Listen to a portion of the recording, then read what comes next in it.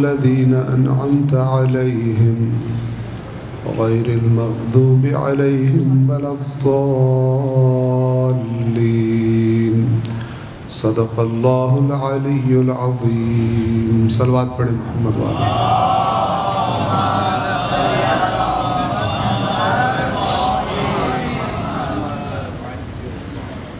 سورۃ الفاتحہ آخری 2 آیات.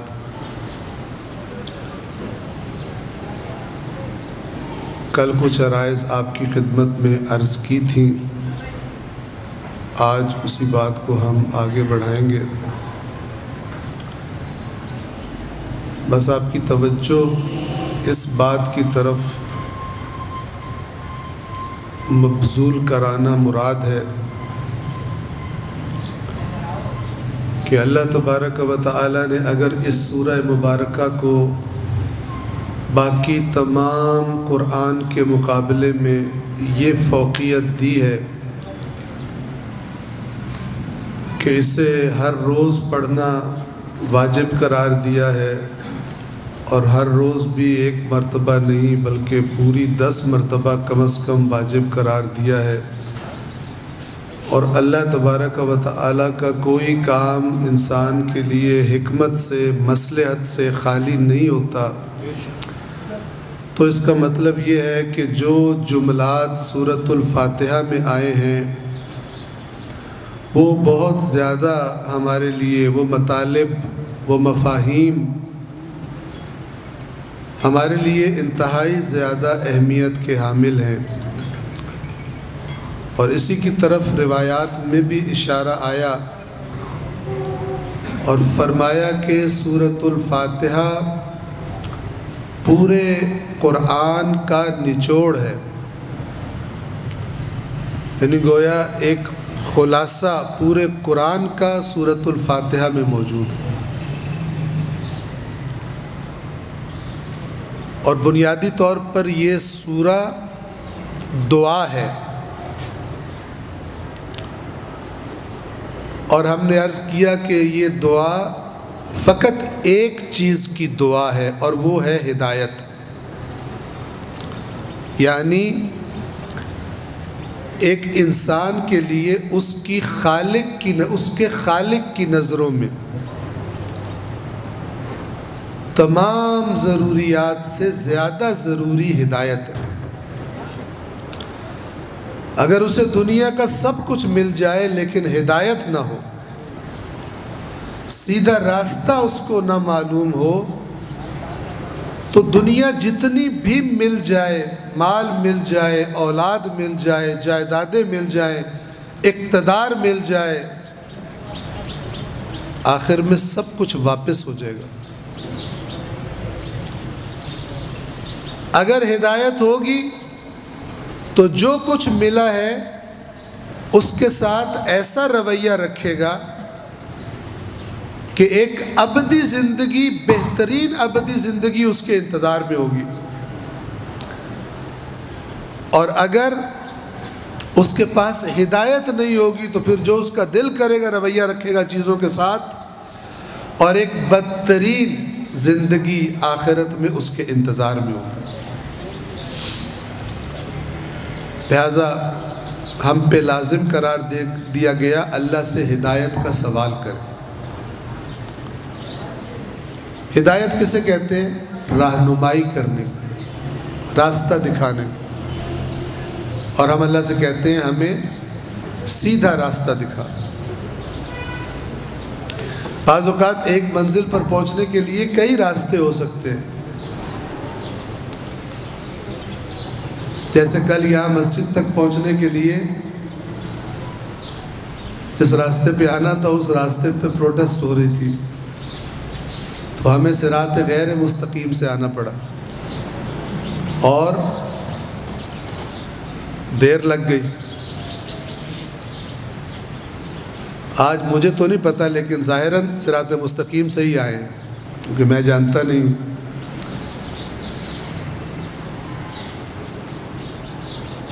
ہدایت اگر ہوگی تو انسان رویہ صحیح رکھ سکے گا. توجہ فرمائیے، راستے کئی ہو سکتے ہیں، لیکن سب سے بہترین راستہ وہ ہوتا ہے کہ جو بالکل سیدھا ہو. اور یہ سیدھے ہونے سے مراد ہے، ایک تو ہے نا راستے میں ٹیڑھا پن ہونا، ایک ہے راستے میں گمراہی کے چانسز ہونا، ادھر ادھر ہو جانے کے، کوئی بھی خرابی اس میں موجود نہ ہو. اے اللہ ہمیں وہ راستہ دکھا جو ہمیں سیدھا لے کے تیرے پاس آ جائے، جس لیے تو نے ہمیں خلق کیا ہے. تو یہ تھی سیکنڈ لاسٹ آیت سورۃ الفاتحہ کی. اب آ جائیں آخری آیت کی طرف. اگر اللہ تبارک و تعالی چاہتا تو آیت نمبر اس سیکنڈ لاسٹ آیت پہ سورۃ الفاتحہ کو ختم کر دیتا کہ تم نے مجھ سے ہدایت طلب کر لی، ٹھیک ہے میں تمہیں ہدایت دیتا ہوں. لیکن یہاں پہ تمام نہیں کیا.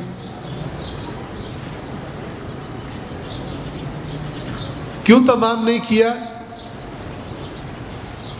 اس لیے کہ اللہ تبارک و تعالی اگلی آیت میں خود اشارہ موجود ہے. اگلی آیت ہے یہی کہ تمہیں صرف ہدایت کر دی جائے، تمہیں راستہ صرف دکھا دیا جائے، یہ کافی نہیں ہے.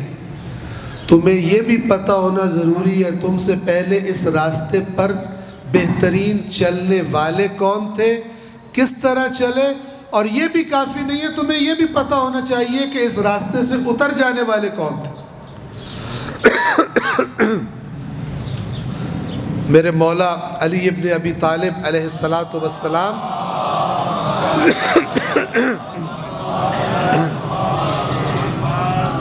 نہج البلاغہ کے ایک خطبے میں ارشاد فرماتے ہیں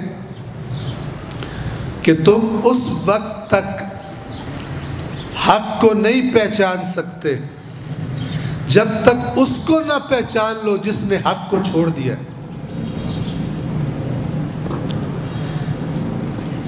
تم اس وقت تک حق کو نہیں پہچان سکتے جب تک اس شخص کو بھی نہ پہچان لو جس نے حق کو چھوڑا ہے. یعنی ایک دفعہ حق بتا دیا جائے، ہو سکتا ہے کوئی دوسرا چلاکی کر کے دھوکہ دے لے کہ نہیں میرے پاس یہ حق ہے. تو دو قسم کے لوگوں کو پہچاننا ضروری ہے.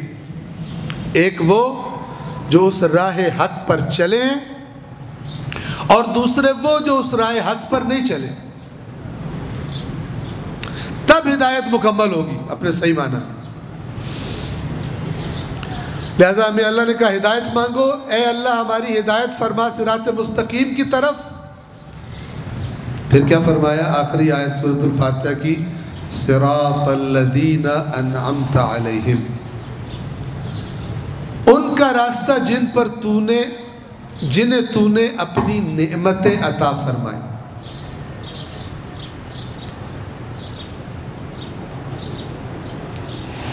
یعنی کچھ شخصیات ہیں اس دنیا میں، اللہ یہ بتانا چاہ رہا ہے کہ تم سے پہلے کچھ ایسے لوگ گزرے ہیں کہ جنہوں نے اس ہدایت کے راستے کو، اس صراط مستقیم کو اس طرح چلا ہے کہ اللہ نے انہیں اپنی نعمتیں عطا فرمائی. اور دوسرے گروپ بھی ہیں، وہ کون سے ہیں؟ غیر المغضوب علیہم ولا الضالین. ان کو دو میں تقسیم کر دیا اللہ نے. الذین انعمت علیہم کو ایک ہی رہنے دیا، لیکن جو بھٹکے ہیں صراط مستقیم سے ان کو اللہ نے دو گروہوں میں تقسیم کر دیا. ایک کا نام رکھا المغضوب علیہم اور دوسرے کا نام رکھا الضالین. اے اللہ ان کے راستے پر چلا جنہیں تو نے اپنی نعمتیں عطا فرمائی، جو نہ ان میں سے تھے جن پر غضب کیا گیا اور نہ ہی بھٹک جانے والوں میں سے. سمجھیے گا ذرا توجہ کے ساتھ، آپ سے پوچھوں گا آپ جواب دیجئے گا. جن پر غضب کیا گیا اور جو بھٹک گئے، دو الگ الگ گروپ اللہ نے ان کے بنائے ہیں. ترجمہ یوں ہے، وہ جن کو تو نے اپنی نعمتیں دی نہ ان میں سے تھے جن پر غضب کیا گیا اور نہ ہی ان میں سے جو بھٹک گئے۔ اس سے کیا پتہ چل رہا ہے؟ دو میں تقسیم کیا ہے، صراط مستقیم سے ہٹے ہوئے لوگوں کو دو حصوں میں تقسیم کیا۔ یہ اللہ کیوں فرما رہا ہے اس طرح؟ ہم تو پڑھ لیتے ہیں بس جلدی جلدی سورۃ الفاتحہ پڑھی اور کام تمام کیا، نہیں توجہ کرتے کہ بالآخر یہ باقی قرآن کے علاوہ اس سورہ مبارکہ میں ایسی کیا خاص بات ہے؟ اللہ یہ بھی تو کر سکتا تھا فجر کی نماز میں سورۃ الفاتحہ پڑھو، ظہر کی نماز میں مثلا سورۃ القدر پڑھ لو مثال کے طور پر، نہیں، ہر نماز میں یہی پڑھنی ہے۔ اس کا مطلب ہے سورۃ الفاتحہ کے ایک ایک نقطے کو ہمیں سمجھنا چاہیے۔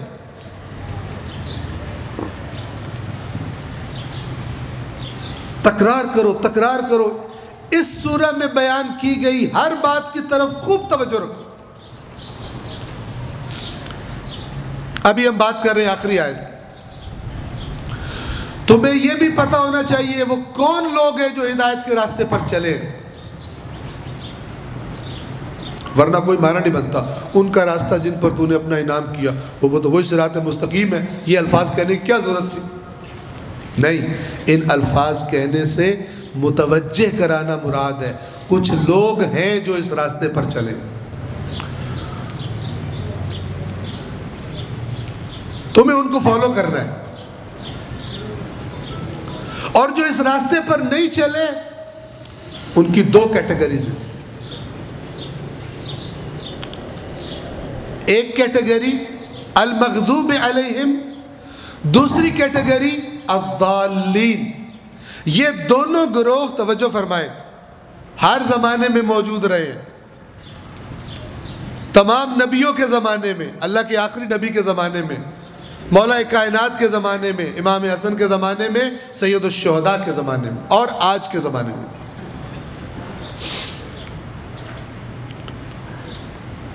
جب تک میں پہچانوں گا نہیں انعمت علیہم کون ہے، جب تک میں جانوں گا نہیں المغضوب علیہم کون ہے اور ان کا کیا فرق ہے الضالین کے ساتھ، میں اپنی صحیح جگہ کو نہیں پہچان سکتا کہ مجھے کہاں کھڑا ہونا، اور خدا نخواستہ کہیں دانستہ یا نہ دانستہ میں یہ دوسرے دو گروہوں میں سے کسی گروہ میں تو شامل نہیں ہو گیا۔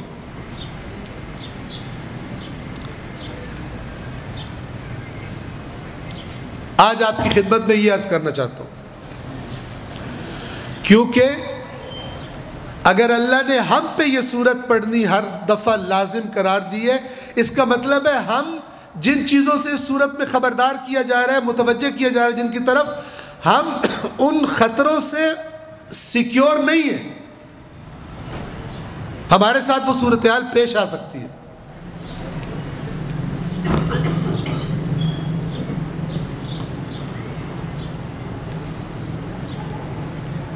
تو کیا فرق ہے دونوں میں، المغضوب علیہم میں اور الضالین میں؟ ضالین کا ترجمہ کیا ہے؟ ضال اس شخص کو کہتے ہیں عربی زبان میں جس نے جس راستے پہ جانا ہو اس راستے سے اتر جائے، جس کو ہم اردو میں بھٹک جانا کہتے ہیں، مرضی سے اتر جائے راستہ بدل لے یا غلطی سے اتر جائے، دونوں صورتوں میں منزل پہ نہیں پہنچے گا۔ غفلت کی وجہ سے غلط کوئی ٹرن لے لے یا جان بوجھ کے پتہ ہو میں نے جانا سیدھا ہے لیکن ٹرن لے لے، کوئی فرق نہیں ہے، منزل پہ نہیں پہنچے گا۔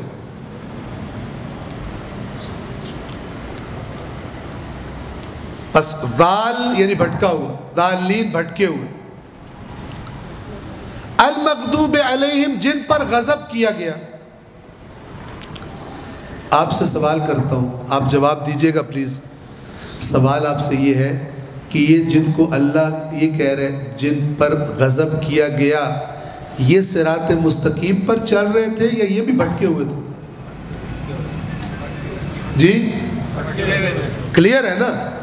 یہ تو نہیں ہو سکتا کہ اللہ کہے مجھ سے صراط مستقیم کی دعا مانگو اور کوئی اس راستے مستقیم پہ چلنے لگے اللہ اس پہ غضب کر دے، یہ تو نہیں ہو سکتا۔ بس جن پر غضب کیا گیا وہ بھی بھٹکے ہوئے، اور الضالین کا معنی بھی، تو یہ تو دونوں میں مشترک ہے بات۔ صراط مستقیم سے ہٹا ہوا ہونا یہ ان دونوں میں کامن ہے، المغضوب علیہم بھی بھٹکے ہوئے ہیں اور ضالین بھی، وہ بھی صراط مستقیم پر، یہ دونوں نہیں ہیں۔ واضح ہے؟ تو اب ان دونوں الفاظ پہ غور کرتے ہوئے ایک گروہ کو کہا جا رہا ہے جن پہ غضب ہوا، اور ایک کو کہا جا رہا ہے جو بھٹکے ہوئے ہیں۔ غور سے سوچ کے بتائیے آپ کی نظروں میں ان دونوں میں سے بڑے مجرم کون ہیں؟ جن پہ غضب ہوا۔ الفاظ قرآن پہ غور کرنا اسے کہتے ہیں تدبر، اسے کہتے ہیں کیا؟ تدبر۔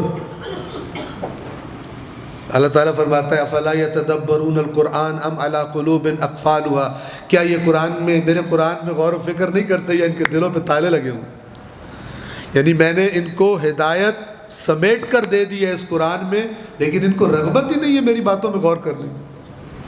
تو جب انسان آیات قرآن میں غور کرتا ہے پھر چیزیں کھل کے سامنے آتی ہیں۔ جو لوگ صراط مستقیم سے ہٹے ہوئے ہیں وہ دو کیٹیگریز کے ہیں، ایک بڑے مجرم ہیں، ایک چھوٹے مجرم ہیں۔ بڑے مجرم کون ہیں؟ آپ طول تاریخ میں دیکھ لیجئے جتنے بھی انبیاء آئے ہیں ان کے مد مقابل جو لوگ تھے وہ انہی دو گروپس پر مشتمل تھے۔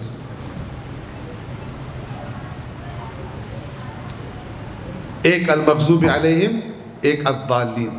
اب سنیے المغضوب علیہم کون ہے؟ آپ نے فرمایا اور صحیح فرمایا بڑے مجرم۔ کیوں بڑے مجرم ہیں؟ کون ہیں یہ لوگ؟ یہ وہ گروپ ہے جو پہچان لیتا ہے حق کو لیکن اس کے بعد دیدہ دانستہ جان بوجھ کر اپنی دنیا اور اپنے مفادات اور اپنے اقتدار وغیرہ وغیرہ کی خاطر سامنے آ جاتا ہے اللہ کے نبی کے اور حق کے، اور جو وسائل اس کے پاس موجود ہوتے ہیں وہ سارے اکٹھے کر کے اللہ کے نبی کی تحریک کو ناکام بنانے کی کوشش کرتا ہے۔ اور سلسلہ نبوت جب ختم ہو گیا تو اس کے بعد پھر امام کے مقابلے میں ڈٹ کے آ جاتا ہے، وقت کے امام کے، اور پورے وسائل کے ساتھ اس کو ظاہری طور پر یعنی دنیاوی طور پر ناکام کرنے کی کوشش کرتا ہے، اس پر اس کے خلاف پروپیگنڈا کرتا ہے۔ مولا علی کے خلاف پروپیگنڈا ہوا یا نہیں؟ جی پلان کرتا ہے، رسول اللہ کے خلاف پلان بنے یا نہیں؟ پروپیگنڈا ہوا یا نہیں؟ آپ کی خدمت میں عرض کیا تھا ساحر، مجنون، کذاب، کاہن، شاعر، یہ سارے الفاظ عوام کی توجہ تاکہ اصل چیز کی طرف نہ جائے اور وہ یہ سوچنے لگ جائے کہ یہ بندہ ہے کیا، شاعر ہے، جادوگر ہے، مجنون ہے، کیا ہے، کنفیوز کر دیں تاکہ صحیح چیز اگر پہچان لیں گے تو پھر اس کے ہو کر رہ جائیں گے۔ بالعموم لوگ ایسے ہوتے ہیں چونکہ جو اصل بڑے خناس ہوتے ہیں وہ قلیل ہوتے ہیں، باقیوں کو وہ اپنے پیچھے لگا لیتے ہیں۔ بس یہ بڑے مجرموں کا گروہ کون ہے؟ جو پلانرز ہوتے ہیں، جو سازشیں کرنے والے ہوتے ہیں، جو پروپیگنڈے کرنے والے ہوتے ہیں، جو سرمایہ گزاری کرتے ہیں حق کے مقابلے میں۔ الضالین کون ہوتے ہیں؟ جو اس پروپیگنڈے کی زد میں آ جاتے ہیں۔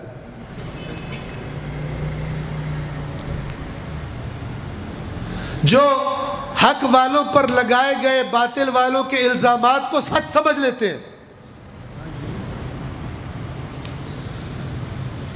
جو یہ سن کے کہ نعوذ باللہ علی اچھا انسان نہیں تھا، جب انہیں پتہ چلتا ہے کہ مسجد میں شہادت ہوئی ہے تو وہ تعجب سے سوال کرتے ہیں مسجد کے ساتھ کیا تعلق علی کا کہ مسجد میں مارا گیا؟ یہ الضالین ہے. یہ انہوں نے کوئی پلان نہیں کیا تھا مولا علی کو بدنام کرنے کا. توجہ فرما رہے ہیں؟ کسی نے کہا کہ برا ہے، انہوں نے بغیر تحقیق کے مان لیا. ضال وہ ہوتا ہے جو المغضوب علیہم کی باتوں کو مان لیتا ہے، خود اس لیول کا ہٹ دھرم اور مجرم اور حق کے مد مقابل والا نہیں ہوتا، عام آدمی ہوتا ہے. لہذا الضالین کی کیٹیگری زیادہ تر عوام میں پائی جاتی ہے، اور المغضوب علیہم کی کیٹیگری زیادہ تر مالداروں، صاحبان اقتدار اور اس قسم کے لوگوں میں، خواص میں پائی جاتی ہے.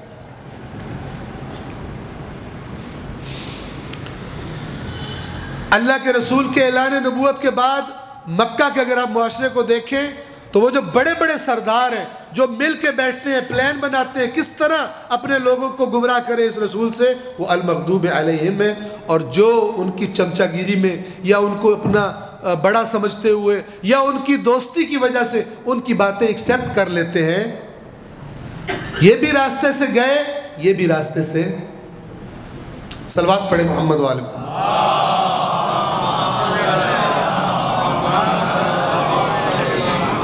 عزیزان متوجہ ہو،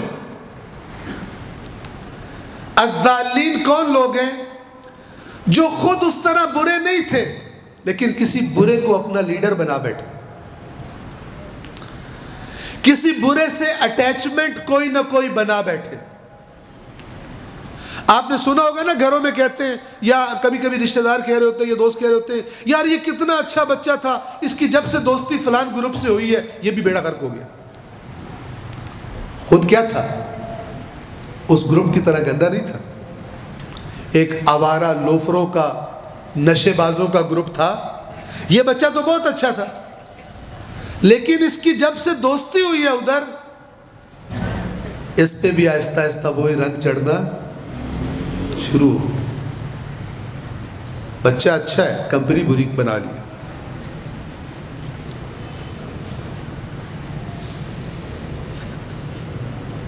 دین کا معاملہ بھی ایسا ہی ہے، اور اللہ تو بنیادی طور پر دینی رہنمائی فرما رہا ہے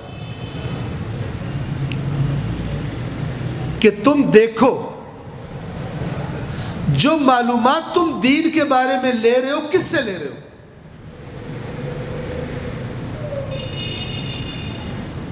ایک 30ویں سپارے میں سورہ مبارکہ ہے عبس، اس کے اندر ایک جگہ پر اللہ تعالیٰ فرماتا ہے فَلْيَنْظُرِ الْإِنسَانُ إِلَىٰ طَعَامِهِ، انسان کو چاہیے کہ اپنی غذا پر، اپنے کھانے پر غور کرے.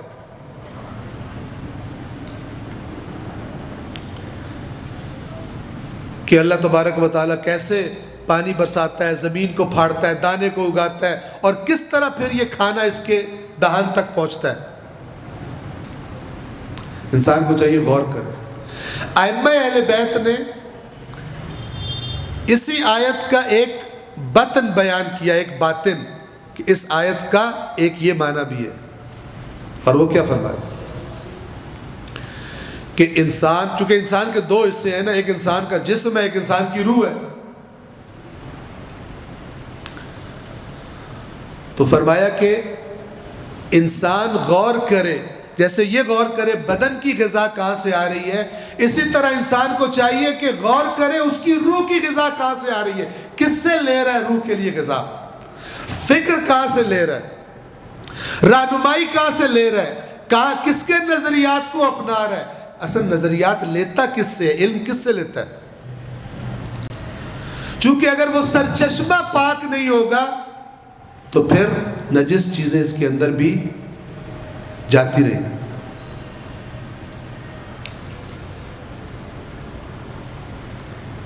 خود اچھا تھا،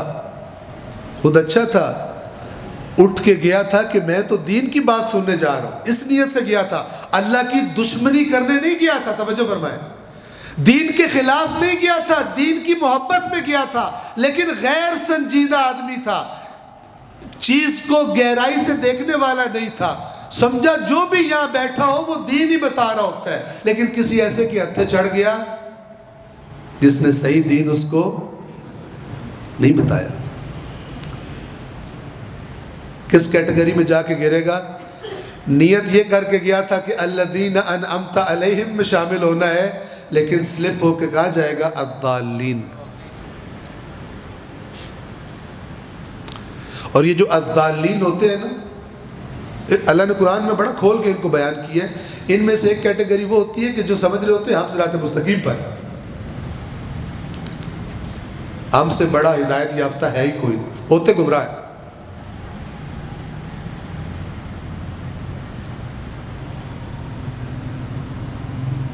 تو سب سے پہلے ایک انسان کو اس کے پاس کوئی نہ کوئی ایسا معیار ہونا چاہیے پرکھنے کا کہ جس کی وجہ سے کم از کم وہ یہ انتخاب ضرور کرے کہ میں نے اگر دین لینا ہے تو کس سے لینا ہے۔ ہر ایک سے لے لینا ٹھیک نہیں ہوتا۔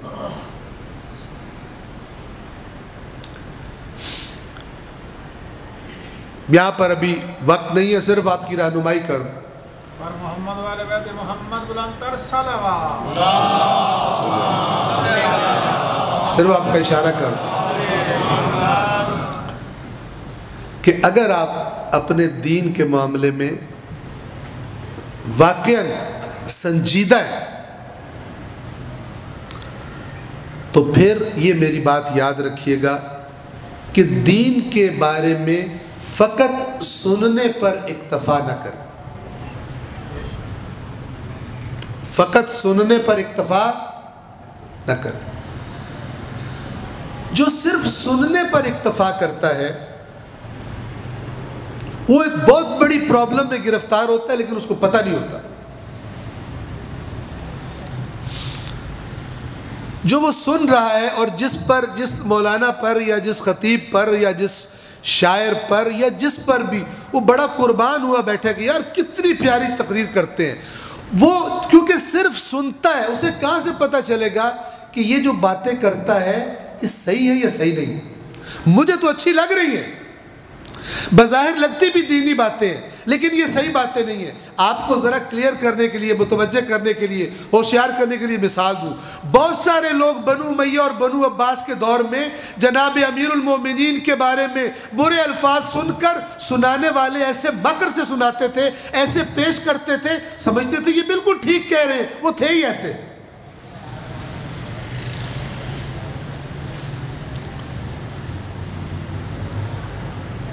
دین سننے آتے تھے، ایسا نہیں ہے کہ سارے مکار اور عیار اور سارے یہ لوگ تھے، عوام الناس، لیکن وہ عوام الناس جو سنجیدہ نہیں ہے، کیونکہ یہی علی ہے جس کے ذکر سے آج بھی کتب اہل سنت جس کے فضائل سے بھری پڑی ہے۔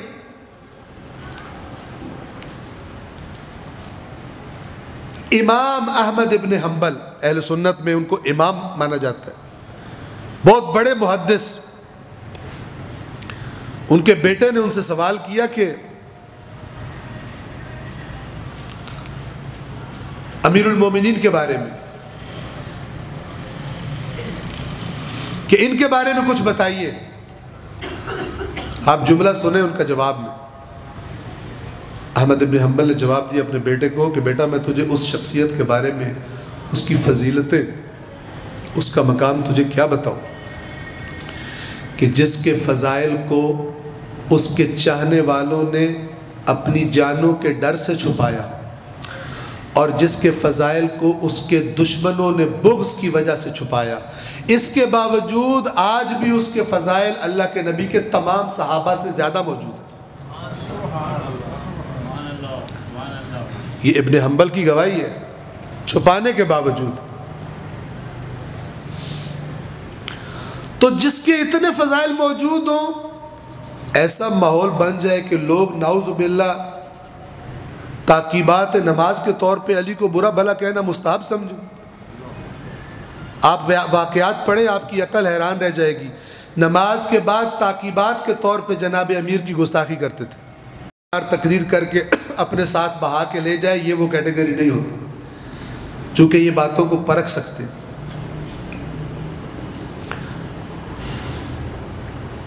اور جب تک ہمارے اندر پرکھنے کی صلاحیت نہیں ہے بات کو، کوئی معیار نہیں ہے ہمارے پاس، اور میں نے عرض کیا جس کا دین صرف سننے پر موقوف ہے، بچپن سے لے کے آج تک صرف سنتا آیا ہے، یہ صلاحیت اس کو نہیں مل سکتی۔ جس کے پاس پرکھنے کی صلاحیت نہیں ہے وہ ہر وقت اس خطرے میں ہے، ہو سکتا ہے آج صراط مستقیم پر کھڑا ہو لیکن کل کوئی فریبی اس کو فریب دے کے کسی اور راستے کو صراط مستقیم بنا کے وہاں لے جائے اس کو۔ لہذا پروردگار عالم نے اپنے پورے قرآن میں انہی باتوں کو کھول کے بیان فرمایا۔ یہ جو گروپ ہے نا الذین انعمت علیہم، ان کا بھی بڑا ذکر کیا ہے قرآن میں۔ یہ جو المغضوب علیہم میں ان کے بھی بڑی مثالیں دی ہیں، اور جو الضالین ہیں ان کا بھی بہت بتایا۔ کچھ نہ کچھ فرق میں نے امید ہے کہ آپ کی خدمت میں عرض کر دیا۔ ایک صلوات پڑھیں محمد والے۔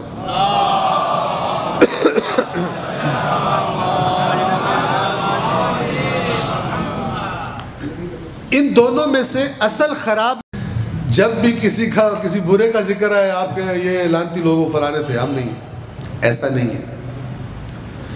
بلکہ آپ یہ دیکھیں اگر تعریف ہو رہی ہے کسی کی تو اس کے اندر کون سی خوبی تھی، اس کی کون سی بات، اس کے کون سے عمل پر اللہ اس کی تعریف کر رہا ہے۔ اور پھر خوش ہونے سے پہلے دیکھیں کہ جس بات پر اللہ اس کی تعریف کر رہا ہے وہ بات میرے میں ہے یا نہیں ہے، اور اسی طرح دیکھیں کس بات پر، کس عمل پر اللہ کسی فرد کی یا کسی قوم کی مذمت کر رہا ہے۔ اور برا بھلا کہنے سے پہلے یہ دیکھ لیں کہ میرے اپنے اندر تو موجود نہیں۔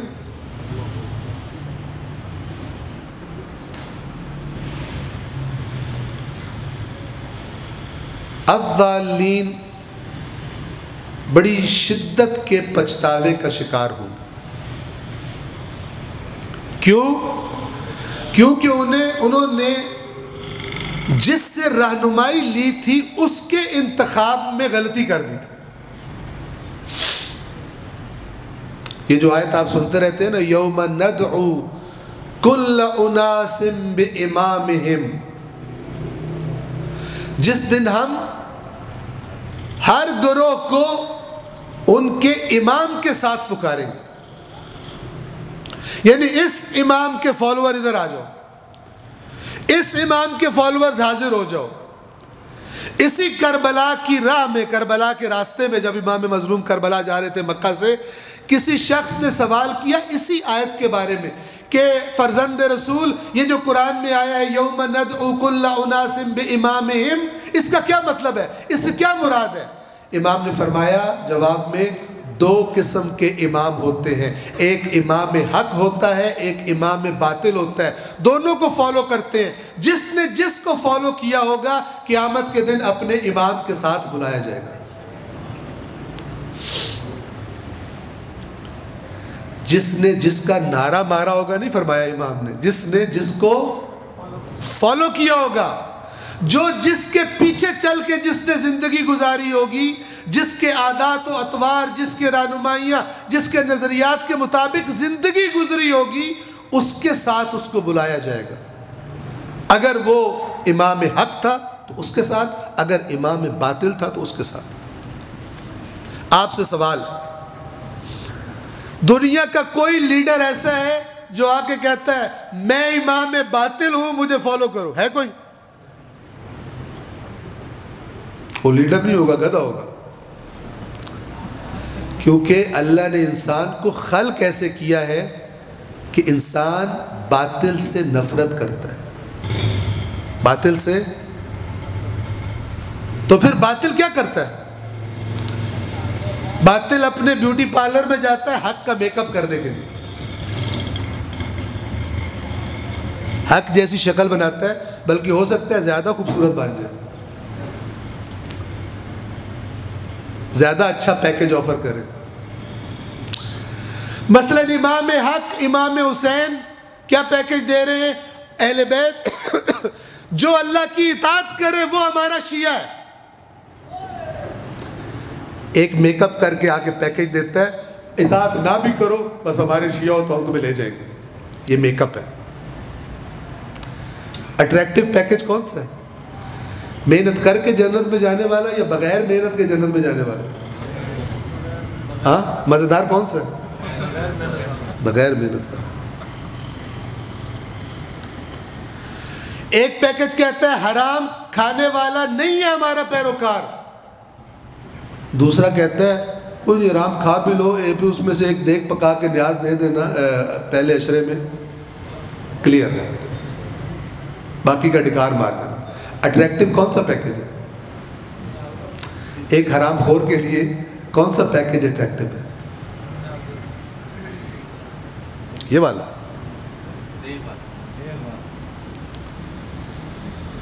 تو کبھی بھی کوئی آ کے یہ نہیں کہے گا, کبھی بھی ابلیس یہ نہیں کرے گا کہ امام مثلا تمہارے 5ویں امام نے, تمہارے 6ٹھے امام نے یہ فرمایا ہے, اس کے مقابلے میں یہ فرما رہا ہوں. کہے گا تیرے اوپر لعنت, تو ہمارے ہتھے چڑھ جا, ہم تجھے مار مار کے کیا بنا دیں گے. وہ بیوقوف نہیں ہے کہ وہ اس طرح کرے. وہ کیا کرے گا؟ وہ کسی طریقے سے اپنا نظریہ امام کے نام سے ہی آپ کے کان میں ڈالے گا. جی یہ جو جھوٹی باتیں کتب احادیث میں آئی ہیں یہ کہاں سے آئی ہیں؟ یہ ائمہ نے فرمائی ہیں؟ نہیں, یہ ابلیس کے چیلوں نے کیے. لیکن ایک غیر سنجیدہ انسان جس کے پاس تھوڑا سا بھی ٹائم نہیں ہے کہ خود بیٹھ کر بھی کچھ غور و فکر کرے کہ یہ جو دین ہے جس پر میری ابدی زندگی, میں اتنا سیاںا بندہ کہ جو دنیا کے 50 60 70 سالوں کے لیے میں کئی گھنٹے روز اسکول میں گیا, پھر میں کالج میں گیا, پھر میں یونیورسٹی میں گیا, میں نے کتنے پاپڑ بیلے اس چند سالہ زندگی کے لیے, اور میں اتنا سمجھدار ہوں ابدی زندگی کے لیے میں نے کتنا ٹائم دیا ہوا ہے. میں ٹائم ہی نہیں دے رہا. انسان کی عقل تو کہے گی نا تھوڑا ٹائم دے لے. رسمی اور روٹین کے کاموں سے نہیں, الگ سے خود بیٹھ کر.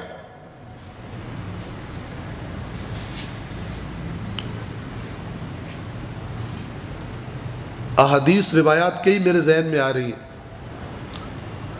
کہ ایک مومن کو زیب دیتا ہے کہ کم از کم ہفتے میں ایک دن اس کا ایسا ضرور ہو جس میں وہ دین کے مسائل پوچھے اور سمجھے. ہماری زندگی میں ایک دن کوئی ایسا ہے اس کو ہم نے فکس کیا ہو, اس دن ہم نے سیکھنا ہے. یہ نہیں کہ جو ایک طرف مولانا بول رہے ہیں ہم نے سن کے آ جانا ہے, نہیں, ہم نے ڈسکس کرنا ہے.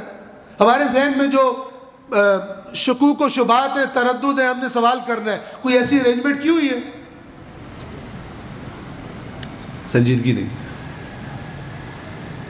اگر کی ہوئی ہے تو ماشاءاللہ مرحبا, اور اگر نہیں کی ہوئی تو دیکھیں روٹین میں آپ ادھر پیدا ہوئے ایک شیعہ گھر میں, آپ روٹین میں آنا شروع, شیعہ مولانا کو سننا شروع, ٹھیک ہے, مزاج یہ ہے, اس سے ہٹ کے کچھ نہیں. ایک کو اللہ نے پیدا کیا کس گھر میں؟ بریلوی حضرات کے گھر میں, اس نے بھی یہی روٹین بنائی ہوئی ہے, اپنے مولویوں کو سنتا ہے. ایک کو پیدا کیا اللہ نے دیوبندی گھر میں, ایک کو اہل حدیث گھر میں. مزاج چاروں کے ایک جیسے. تو پھر عدالت کا تقاضا کیا قیامت کے دن, جبکہ چاروں نے ایک ہی جیسا مزاج رکھا ہے.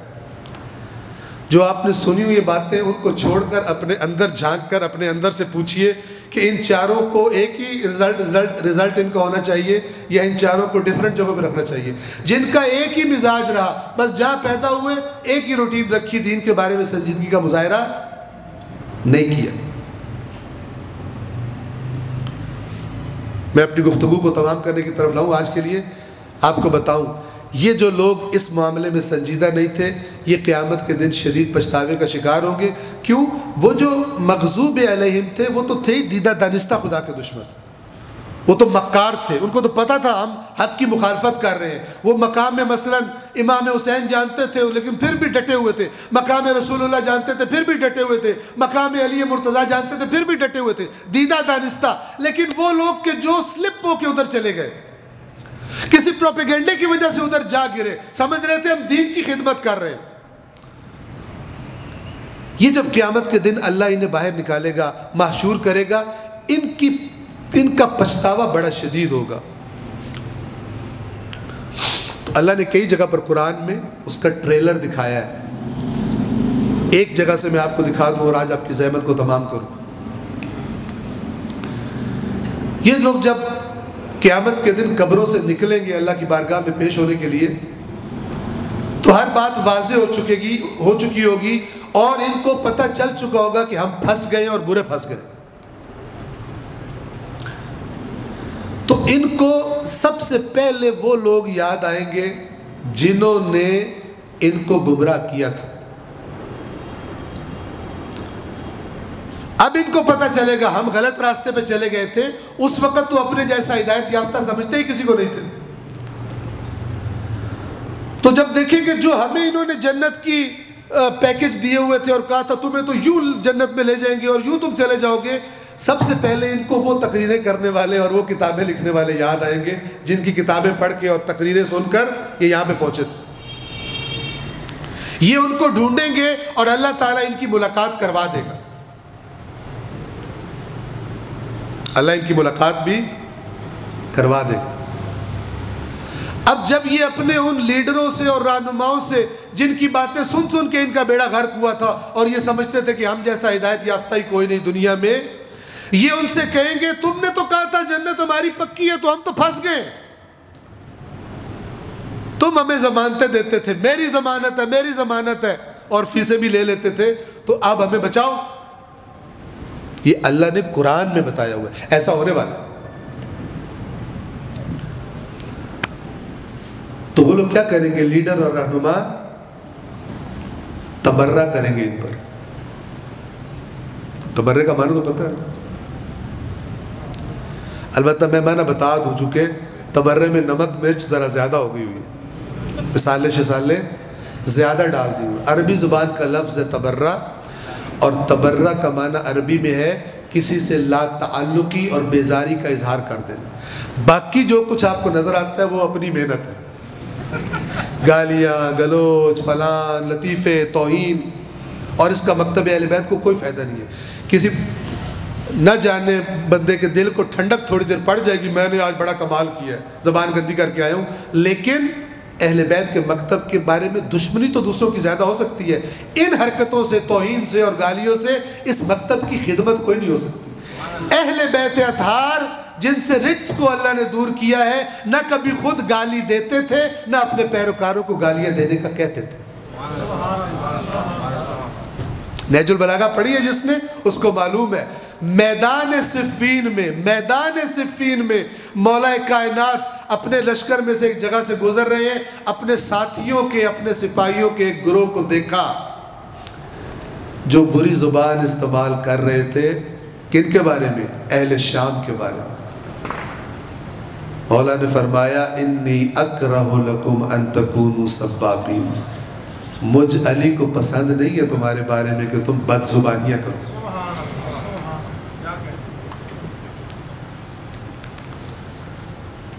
تم نے جو ان کے اندر غلط بات ہے وہ بیان کرو، یعنی جو انہوں نے غلطی ہے خطا ہے جس وجہ سے وہ باطل پر ہے وہ بیان کرو، بد زبانی نہ کرو۔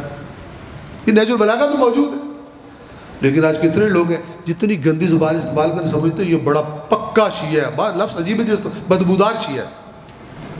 شیعہ بدبودار ہو نہیں سکتا، شیعہ کی زبان سے بھی گفتار سے بھی خوشبو آنی چاہیے، اس کے اخلاق اور کردار سے بھی خوشبو آنی چاہیے۔ یہ جو بدبودار ہے یہ بدبودار ہے، شیعہ نہیں ہے۔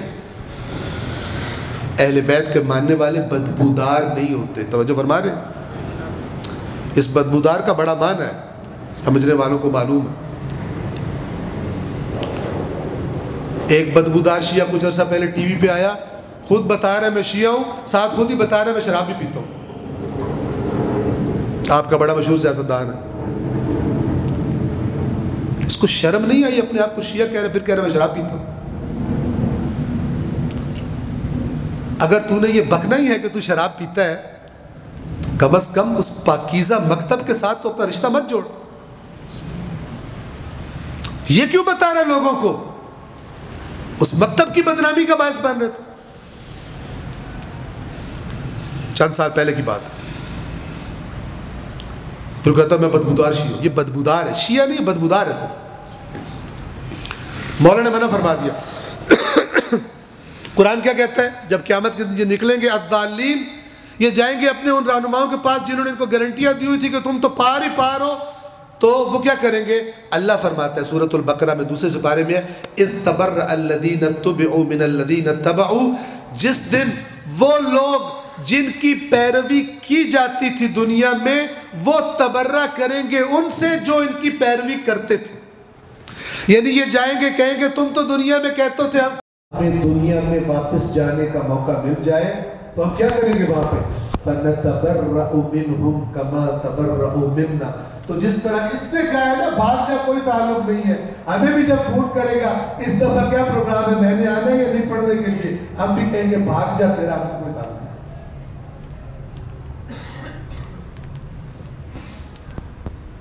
مجھے انوائٹ کرنا ہے یا نہیں کرنا، کہیں گے بھاگ، کوئی تعلق نہیں. ایک دفعہ اے اللہ ہمیں واپس دے.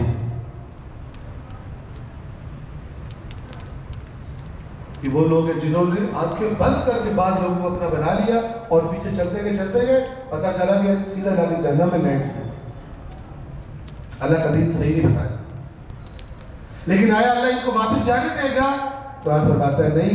كَذَلِكَ يُرِيهِمُ اللَّهُ أَعْمَالَهُم حَسَرَاتٍ عَلَيْهِمْ. اللہ ان کو دکھائے گا، یعنی ان کے سامنے مجسم کر کے دکھائے گا. اللہ کے پاس سارے ویڈیوز اور آڈیوز محفوظ ہیں تو وہ ان کو دکھائے گا کہ کیسے جب یہ اترتا تھا گاڑی سے تم قربان اور صدقے ہو رہے ہوتے تھے اور ہاتھ چومتے تھے اور نعرے لگاتے تھے اور فلان کرتے تھے، یہ کرتے تھے، اور غصہ چڑھے گا اور پچھتاوا ہوگا کہ میں کیا کرتا تھا، اس نے میرے ساتھ کیا کرتا. تو اللہ ان کے اعمال حسرتیں بنا کر انہیں دکھائے گا. وَمَا هُمْ بِخَارِجِينَ مِنَ النَّارِ، اور یہ آگ سے نکل نہیں سکیں گے.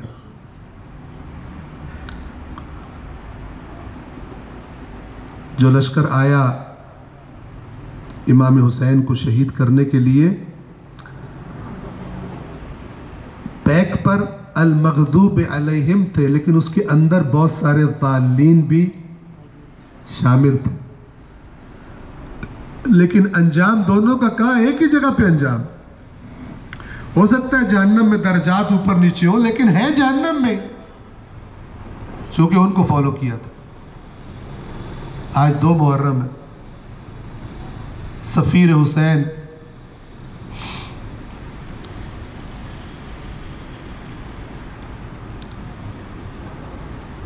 جناب مسلم کے ساتھ جو خیانت ہوئی وہ کنہوں نے کی؟ المغضوب علیہم کا بڑا تو وہ تھا جو کسر الامارہ میں بیٹھا ہوا تھا، لیکن جو چھوڑ کے چلے گئے الضالین وہ تھے جنہوں نے پہلے بیعت کی تھی.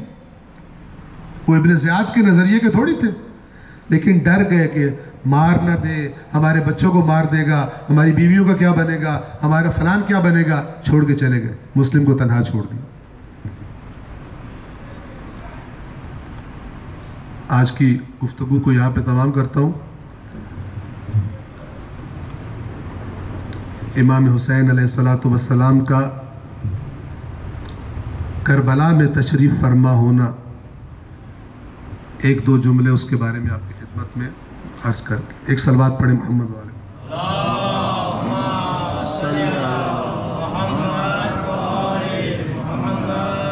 برائے ظہور تعجیل امام زمان بلند سے بلند تر صلوات.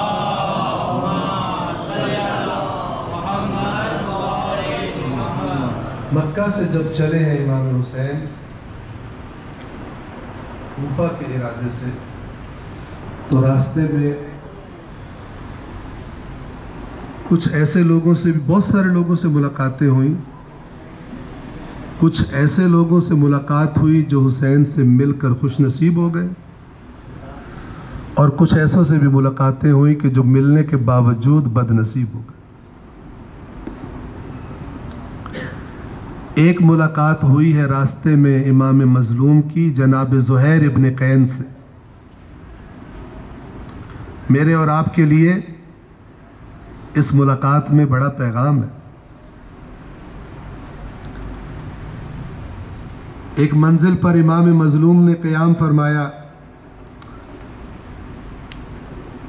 پتہ چلا زہیر ابن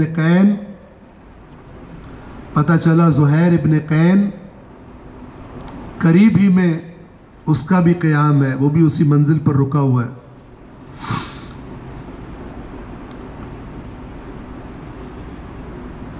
امام کے شیعوں میں سے نہیں تھا، نہ ہی اسے کوئی رغبت تھی، لیکن اس کی بیوی مومنہ تھی. امام نے ایک شخص کو بھیجا کہ جاؤ اور زہیر ابن قین کو میرا پیغام دو، اس سے کہو رسول اللہ کا نواسہ حسین تم سے ملاقات کرنا چاہتا. یہ شخص گیا. زہیر اپنے گھر والوں کے ساتھ، اپنے ساتھیوں کے ساتھ بیٹھ کر اس وقت کھانا کھا رہے تھے. اس نے سلام کیا اور سلام کر کے کہا تم میں سے زہیر ابن قین کون ہے؟ زہیر نے تعجب سے نظریں اوپر اٹھائی اور کہا کہ میں ہوں زہیر، کیا کام ہے؟ اس شخص نے کہا کہ نواسہ رسول حسین ابن علی آپ سے ملاقات کرنا چاہتے ہیں. اس نے بیزاری سے کہا مجھے حسین سے کیا کام؟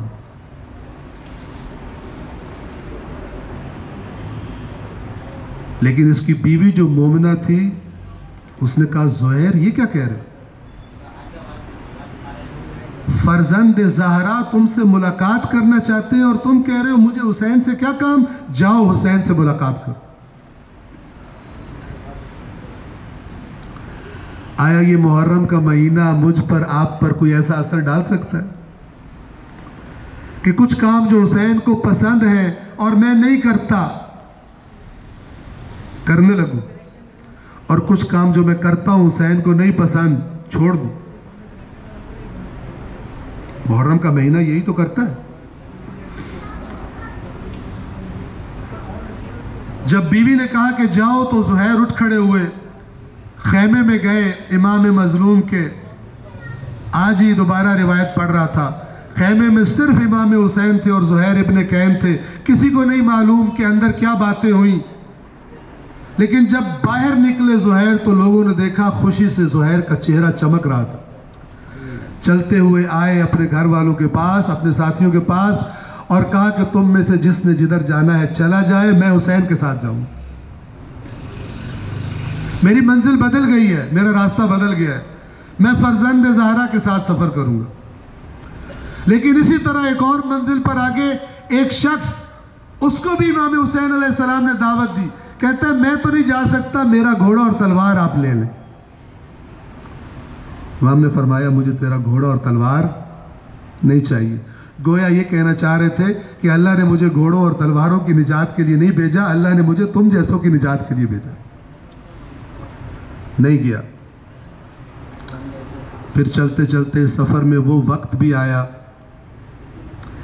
کہ جب امام اس سرزمین پر پہنچ گئے جس کا ان سے وعدہ کیا گیا تھا.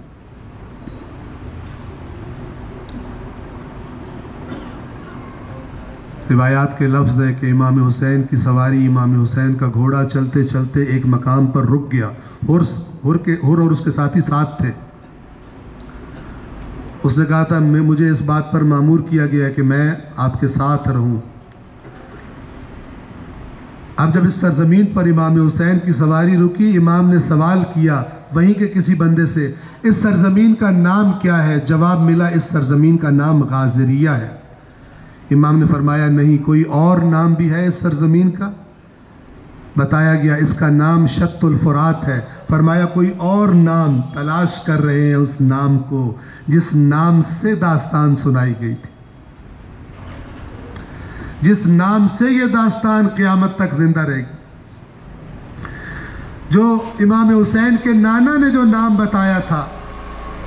پھر سوال کیا کوئی اور نام؟ کسی نے کہا اس سرزمین کا ایک نام طف ہے. فرمایا کوئی اور نام جواب ملا اس سرزمین کا ایک نام کربلا ہے. جیسے ہی کربلا کا لفظ سنا فرمایا اعوذ باللہ من کرب و بلا، میں اللہ کی پناہ میں آتا ہوں کرب سے اور بلا سے.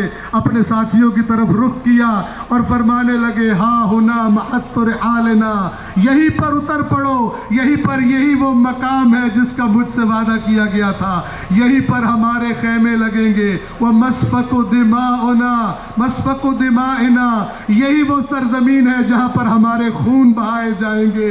وہ محل قبورنا، اور یہی وہ سرزمین ہے جہاں پر ہماری قبور بنائی جائیں گی، یہی پر رسول کی بیٹیوں کو اسیر بنایا جائے گا. سواریوں سے اتر پڑے، خیمے لگائے جانے لگے. بس ایک جملہ آپ کی خدمت میں عرض کر کے آپ کی زحمت کو تمام کروں. ایک بی بی ہے حسین کے ساتھ جس کا نام زینب کبریٰ ہے. سفر میں اپنے بھائی کے ساتھ آئی ہے. جب اترنے کا کہا امام حسین نے، بی بی اپنی سواری سے نیچے اترنے لگی، لیکن منظر عجیب بن گیا. جب دیکھا علی کی بیٹی اترنے لگی ہے، ایک طرف سے حضرت عباس آ گئے، ایک طرف سے شہزادہ قاسم آ گئے، ایک طرف سے علی اکبر آ گئے. بی بی ہم آپ کو سواری سے نیچے اتاریں گے.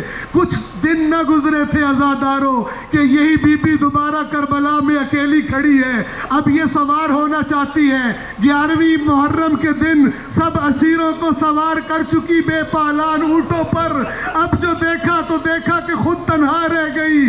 کبھی اپنے بھائی کی لاش کی طرف نگاہ کرتی ہے، کبھی عباس کی لاش کی طرف نگاہ کرتی ہے، اور حسرت کے ساتھ کہتی ہے کہ ایک وقت تھا کہ جب میں نے سوار ہونا ہوتا تھا تو بنو ہاشم کے جوان آ جایا کرتے تھے، اور آج وہ وقت آ گیا کہ علی کی بیٹی کربلا میں تنہا کھڑی ہے.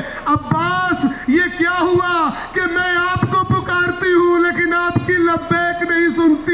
اے بھیا حسین، آپ تو یہ کہہ کر ساتھ لائے تھے کہ یہ سارا سفر ہمراہ رہیں گے، لیکن خود تو کربلا میں آرام کر رہے ہو. اور بہن زینب سے کہا ہے کہ کوفہ اور شام کے درباروں میں جائے. الا لعنت اللہ علی القوم الظالمین وسيعلم الذين ظلموا أي منقلب ينقلبون.